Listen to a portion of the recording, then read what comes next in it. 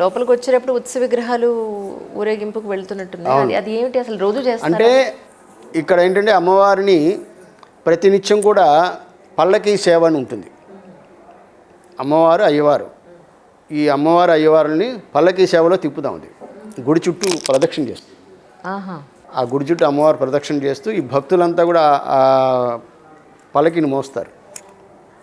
అమ్మవారి వెనక వెళ్తూ అమ్మవారి భజన చేస్తూ ప్రదక్షిణ చేస్తారన్నమాట. అందుకని ఏంటంటే అమ్మవారు ఇచ్ఛాశక్తి, జ్ఞానాశక్తి, క్రియాశక్తి స్వరూపిణి. ఆవిడ అన్నీ ఆవిడే ఇస్తుంది. మనకున్న కోరికలను కూడా ఆవిడే తీరుస్తుంది. మనకు ఆలోచనలు కూడా ఆవిడే తెస్తుంది. అందుకని ఏంటంటే లలితా సహస్రనామంలో ఉండేటువంటి ప్రతి ఒక్క నామం అమ్మవారి యొక్క విశిష్టతని, అమ్మవారి యొక్క శక్తిని, అమ్మవారు అంటే ఏమిటి అనేది మనకు తెలియజేస్తుంది. విష్ణు సహస్రనామం అంతా క్వశ్చన్స్, ఆన్సర్స్. ఎందుకంటే జగత్ప్రభుం దేవదేవం అనంతం పురుషోత్తమం. ఎందుకంటే వాళ్ళు అడుగుతాడు ఆయన.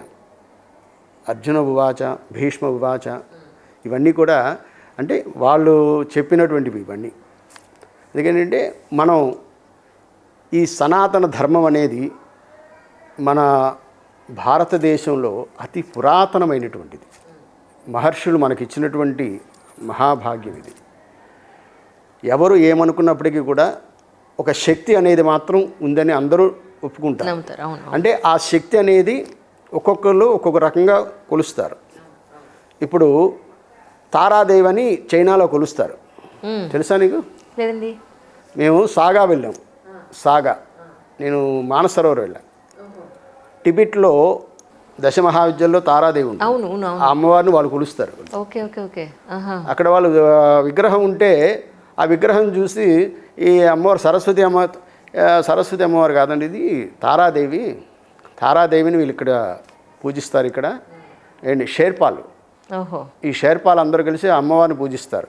అలాగే అక్కడ మనం మామూలుగా ఈ పరిక్రమ 3 రోజులు ఉంటుంది.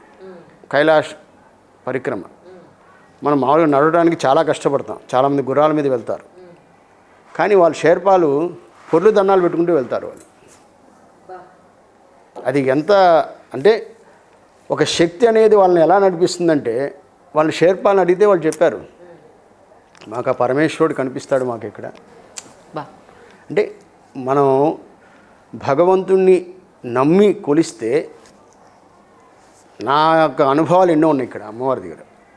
ఎందుకంటే నేను ప్రత్యక్షంగా అమ్మవారిని నిత్యం మా అర్చకులందరూ కూడా ఇక్కడ ఎంతోమంది బాధలతో వచ్చారు. అంతా ఇక్కడ ఈ రోజున అందరూ హ్యాపీగా ఉన్నారంటే అంత కరుణ కటాక్షలు, అంత ప్రగాఢమైనటువంటి శక్తి ఇక్కడ ఉంది అమ్మవారి దగ్గర. ఎందుకంటే